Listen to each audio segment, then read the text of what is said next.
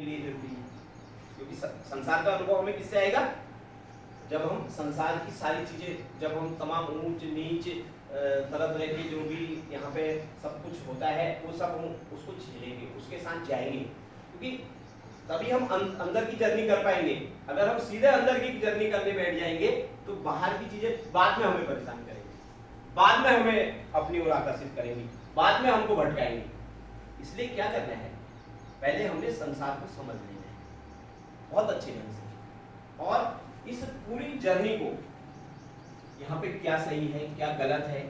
और अच्छा एक चीज और बताऊं, कई बार मान लीजिए हमसे कोई गलती हो जाती है या हमारे अंदर कोई कमी होती है, हम क्या करते हैं, हम सोचते हैं हम तो यही, हम अपने को बहुत गिल्टी फील कर हम सोचते हैं और अपनी वही इमेज बना लेते हैं, हम सोचते हैं हम तो यही हैं, हमसे तो ये हो गया, हमसे वो हो गया।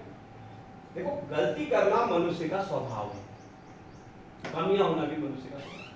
जब वो मनुष्य है ना, देवता तो नहीं है, भगवान तो है, लेकिन गलतियों में सुधार करना, कमियों को ठीक करना, तीन चीजें हैं, प्रेजेंट पास्ट और फ्यूचर। प्रेजेंट को जीना है, आज को जीना है, अभी को जीना है, और जो पास्ट है वो व्यतीत हो गया है, पास्ट पे नहीं सोचना है। बहुत से लोग क्या होते हैं, मेरे चाचा ने किया, मेरे ताऊ ने किया, पता नहीं कितनी पीढ़ियों की चीजें पकड़ करके अपने इस प्रेजेंट को खराब करते हैं। जिसने जो किया छोड़िए, वो हम जज नहीं, जज कोई तीसरा बैठा हो। हमारा काम तो सिर्फ, मैंने कहा अभिनय का रोल मिला है, अपने अभिनय को या जो अपना हमें काम मिला है उसको ईमानदारी से करना है, सिर्फ और सिर्फ हमारे हाथ में इतना है वो, और वो हमें ही करना होगा। उसमें भगवान कहते भाई ये वाला कदम तो तुझे उठाना पड़ेगा, इसमें मेरा वो नहीं, इसलिए कर्म प्रधान है ना यहाँ पे, कर्म प्रधान विश्व करि राखा, जो जस करहि सो तस फल चाखा। यानी इस संसार में क्या होता है, हम आप कोई कितना बड़ा होशियार बनने की कोशिश करे, सब होशियारी धरी की धरी रह जाती है। आजकल आप अगर लोगों से चर्चा करेंगे, लोग तीन चीज कहेंगे कि आजकल तो उनकी चलती है जिनके पास बाहुबल है, जिनके पास बुद्धिबल है, जिनके पास धनबल है। आप किसी से चर्चा करें, लोग कहेंगे कि उनकी चलती है, नहीं चलती है, एक लिमिट तक चलती है।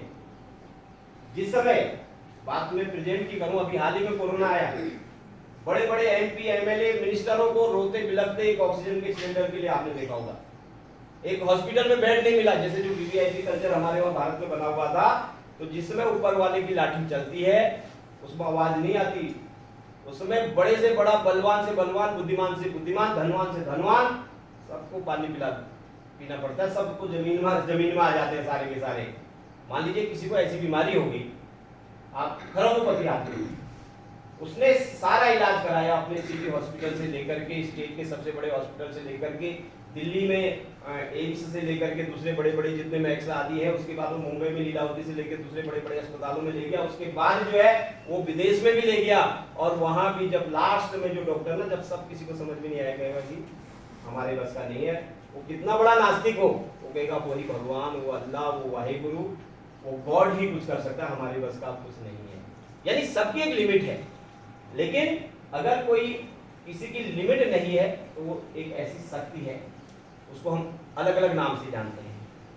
तू ही राम है, तू रहीम है, तू करीम कृष्ण खुदा हुआ, तू यीशु मसीह, तू वाहे गुरु, हर नाम में तू समा रहा।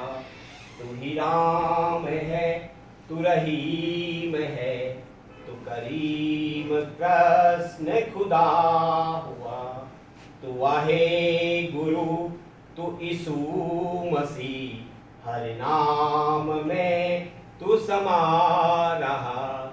तेरी जात पात कुरान में, गुरु ग्रंथ जी के बखान में, हर नाम में तू समा रहा। तू ही राम है, तू रहीम है, तू करीम कृष्ण खुदा हुआ, तू वाहे गुरु, तू यीशु मसीह, हर नाम में तू समा।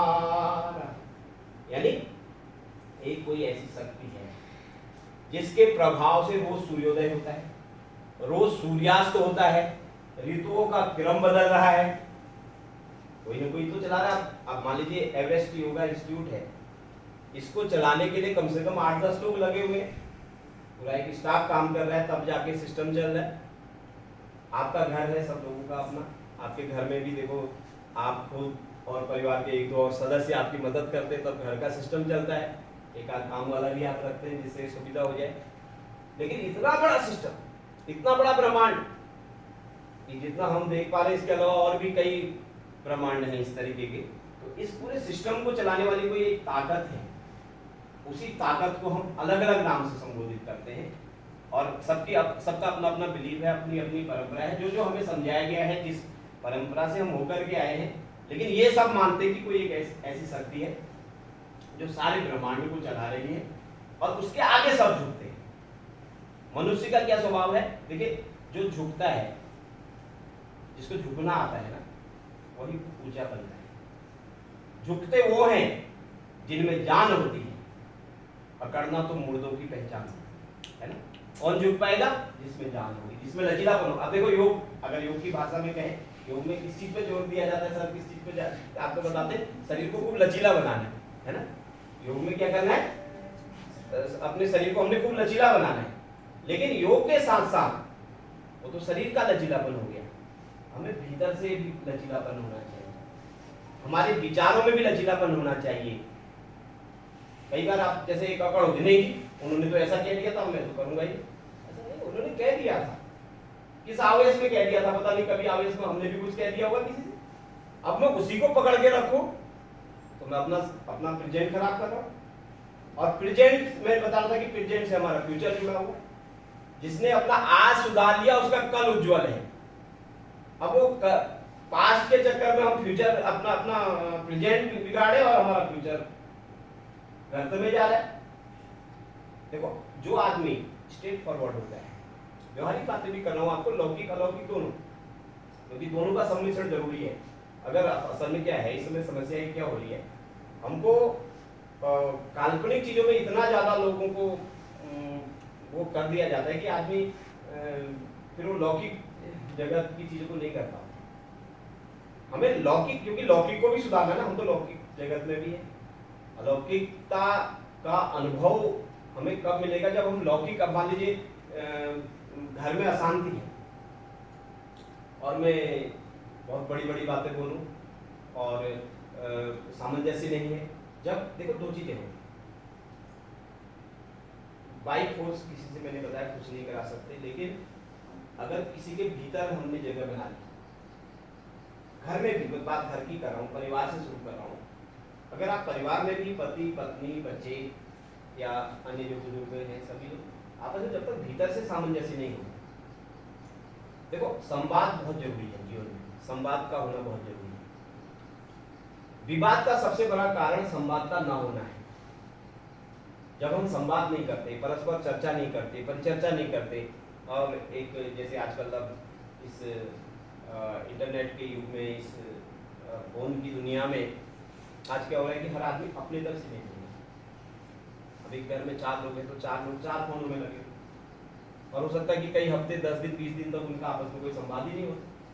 जब एक दूसरे से कोई वैसी जरूरत पड़ी कोई, तो उसी के लिए वो बात करते हैं। तो ये बहुत बड़ा ऐसा कारण है, दिन में हम कम से कम 1 घंटा फोन को थोड़ा विश्राम देते हुए जरूर, चाहे हम भोजन की टेबल पे साथ बैठे, चाहे अन्य किसी तरीके से हम लोग आपस में परिवार के लोग कम से कम संवाद कर सकें, एक दूसरे को समझ सकें। माँ बाप का कर्तव्य सिर्फ इतना नहीं है कि बच्चे को महंगे स्कूल में आपने भर्ती करा दिया, उसकी सारी जरूरतें पूरी कर दी और बस हो गया काम। देखो, आप बच्चा चाहे मीडियम स्कूल में पढ़ा है या छोटे स्कूल में भी पढ़ा है, लेकिन अगर उसके साथ आप एक हृदय से संवाद रखते हैं ना, वो ज़्यादा महत्वपूर्ण होता है। तो बाद में फिर वो भी जैसे आपने एक समय उसके लिए करा, बाद में बुढ़ापे में वो भी आपको एक आदो बंद कर रखे कभी देख लेना, ऐसा हो रहा है। क्योंकि अगर हम अभी उसको इमोशनली, भावनात्मक रूप से उसके साथ जितना हम समय दे सकते हैं और कहीं ना कहीं तो उस रूप। अच्छा, ऐसे बच्चों के विषय में कहूँ, अब बच्चे सिर्फ माँ बाप को अपना ATM ना समझें कि इनसे सिर्फ हमें पैसा मिल रहा है, हमें सारे संसाधन मिल रहे हैं तो इसलिए जरूरत है। और आज वो ऐसा है क्योंकि दुनिया बाजार बन गई है और इस बाजारवाद और उपभोक्तावाद के युग में क्या हो रहा है, यहाँ पे सब लोग एक स्वार्थ के कारण सब कर रहे हैं मैक्सिमम। तो उसका परिणाम क्या हो रहा है कि जो रिश्तों की अहमियत थी ना वो सब, आपने देखा होगा जो रिश्ते पैसों से नहीं और संसाधनों से, भौतिक चीजों के लिए नहीं है, वो तो ठीक है। अब बड़े लोग, बच्चे जब तक नहीं कमा रहे हैं या बच्चे जब तक छोटे, स्वाभाविक है कि उनकी जिम्मेदारी उनके ऊपर है। और जब बाद में जब बुजुर्ग माँ बाप हो जाते हैं तो बच्चे चूंकि उस स्टेज में आ गए हैं, वो तो एक नेचर का सिस्टम बना हुआ, वो एक अलग चीज़ है। हम जो भौतिक चीज़ें या जो इस प्रकार की जो चीज़ें बनाते हैं जो एक दूसरे के लिए परस्पर सहयोग करें, लेकिन ज़्यादा महत्वपूर्ण क्या है कि हम मानवीय जो पक्ष है, जो एक संवेदना वाला पक्ष है, वो नहीं खत्म होना चाहिए। आपने देखा होगा इस कोरोना ने तो क्या क्या क्या दिखाया है, 8-8 10-10 दिन तक लाशें पड़ी रही मुर्दा घरों में, कोई घर का एक सदस्य नहीं आया उस लाश का अंतिम संस्कार करने के लिए। ऐसी परिस्थितियां, लोगों ने माँ बाप को छोड़ दिया, माँ बाप ने बच्चों को छोड़ दिया। तो इसने क्या सिखाया हमें? इसने ये सिखाया कि रिश्तों की बुनियाद कितनी लड़खड़ा गई है, कितने खोखले हो गए रिश्ते यार। तो ये खोखलापन हमें खत्म करना है। हमें देखो रियल लाइफ जीने, मैं अभी रील और रियल लाइफ की आपको अंतर दोनों, इसमें मैं कई चीज़ों को एक साथ लेके चल रहा हूँ क्योंकि यही वे ऑफ लाइफ भी है, ये जीवन का रास्ता भी है। क्योंकि जब तक हम बेसिक क्लियर नहीं होगा ना, हम बहुत बड़ी बातें करें उससे काम नहीं चलने वाला है। सबसे पहले जैसे योग सर के पास आप आते हैं, एवरेस्ट योगा इंस्टीट्यूट में आते हैं, तो सबसे पहले सर आपका बेसिक क्लियर कराते हैं। तो योग का बेसिक है, बेसिक के बाद तो आप एडवांस की तरफ बढ़ते है ना। तो ऐसे जीवन में जीवन का बेसिक क्लियर होना बहुत जरूरी है। जब तक जीवन का बेसिक क्लियर नहीं होगा ना, तब तक हम एडवांस की तरफ नहीं जा सकते। हम एडवांस, देखो एडवांस आज क्या हो गया, आज इस पैकिंग का युग चल रहा है। आपने देखा होगा ना आज पूरा, जैसे मान लीजिए एक तो भव्यता को परिणाम है, खूब जो चीज बड़ी है खूब भव्य। दूसरा प्रेजेंटेशन को परिणाम है, आप प्रस्तुतिकरण कैसे कर रहे हैं उस चीज को। बड़े कलाकारों के द्वारा आपने अपने प्रोडक्ट लॉन्च करे, टीवी से लेकर के मैगजीन से लेकर के सारे शहर के होर्डिंग में आपने सारी चीजें डाल दी है ना। और उसके बाद मतलब जो हर जगह हम उन्हीं को देख रहे हैं। अब हमारे दिमाग में वो इतना डाल दिया गया कि बस हमारे लिए सब कुछ वही पे, हम जब बाजार में कितनी अच्छी गुणवत्ता वाली चीज मिल जाए, हम उसका महत्व नहीं समझेंगे। हम तो पूछेंगे जो हमें टीवी में दिख रहा है, जो हमें मैगजीन में दिख रहा है, जो हमें नेट में दिख रहा है दूसरी जगह, हम उसको सही मान के चलते हैं। तो इस उपभोक्तावाद और बाजारवाद के इस युग में जो रियलिटी है, वास्तविकता है, उसको नहीं